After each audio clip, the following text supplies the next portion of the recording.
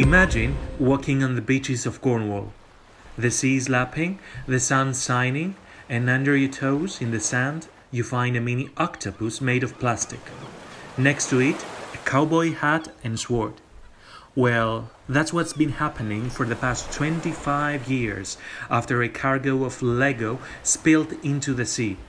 Tracey Williams has been bit-scumping the Cornish coasts, logging the legacy of the spill from 1997, and has now written a book about her experience of plastic pollution. Tracey, thank you very much for joining Energy Live News. Of course, I would like to start with the new book titled Adrift, The Curious Tale of the Lego Lost at Sea. When did all start for you? When did you start having an interest in this Lego spill?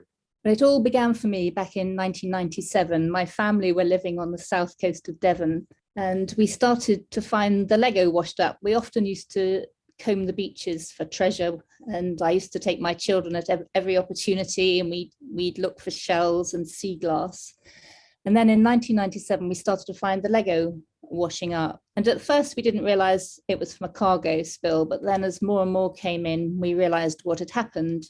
And it was mostly sea-themed pieces, so little tiny cutlasses and life vests and spear guns and the occasional dragon or octopus.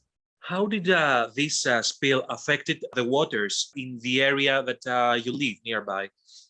Well, there was a lot of plastic washing up, and I think that's the first time I really noticed how much plastic there was. I'd never really noticed it before, but the beaches were covered in Lego from the spill. I mean, the ship had been on its way from Rotterdam to New York when it was hit by a rogue wave 20 miles off the off the coast of Land's End.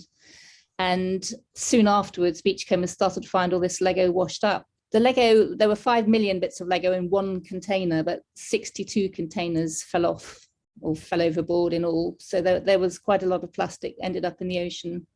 You have been documenting your finds for years since then through social media accounts.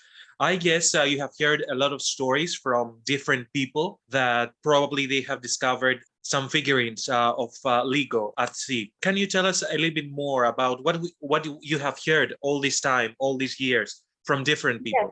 Okay, so what happened is I was in 2010, I'd really forgotten about the Lego for a while. And then I moved to Cornwall and there was a lot of plastic on the beaches. And the very first time I went to the beach, I found a bit of Lego from the spill. And I thought that was quite astonishing that after all these years, the Lego was still turning up. And by then I'd become part of a beach clean network. So I thought it might be quite interesting to see who else was finding the Lego and what bits they were finding and how far it had traveled over the years. So I set up a Facebook page called Lego Lost at Sea and invited people to get in touch if they'd found any.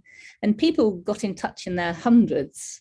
And then the BBC saw it and did a feature on it. And people all over the world then got in touch, and many shared their memories of their Lego hunting adventures back in 1997. And that's really how it all began.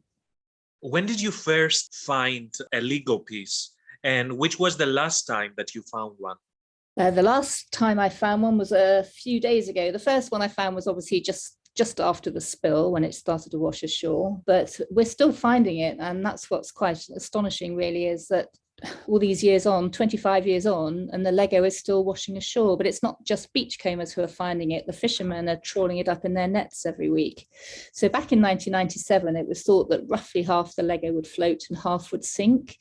And it was assumed really that all the Lego that sank would never be seen again. But we're finding now that not only are fishermen finding it, but also the Lego that sank all those years ago is now gradually making its way ashore.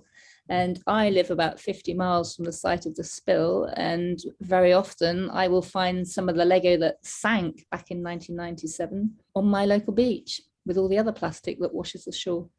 What triggered your decision to explore the rubbish that ends up in the water and the lingering legacy of plastic? I think over the years I've taken part in many archaeological digs, and I've always been quite interested in chance finds and the stories behind them. And we knew that the Lego was 25 years old, but I started to wonder how old some of the other plastic we were picking up was. And some is 50, 60, 70 years old. Some of the bottles we found date back to the mid-50s, and Smarty lids, they're 50 to 60 years old. So it's quite extraordinary. I didn't realize that to start with. I assumed that all the rubbish was fresh, but the more you dig into it and the more you delve into it, the more you find how old some of it is. Old toys that I remembered from my childhood. There's quite a nostalgic feel to some of the toys that wash ashore. What do you think that all this story that plastics survive for all these years, staying at the seabed, what does this story must tell to people for all this plastic waste? I think what the Lego has taught us is how long plastic survives in the coastal environment.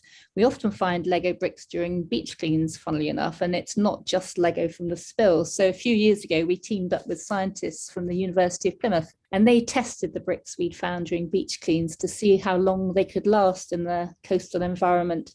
And they discovered they could last anywhere from 100 years to 1,300 years. So it's around to stay. It'll outlive us all. For you as an individual, which was the biggest lesson that you had during all this time, writing the book, of course, and doing all this work regarding the Lego spill? I'm very interested in how far plastic drifts in the ocean.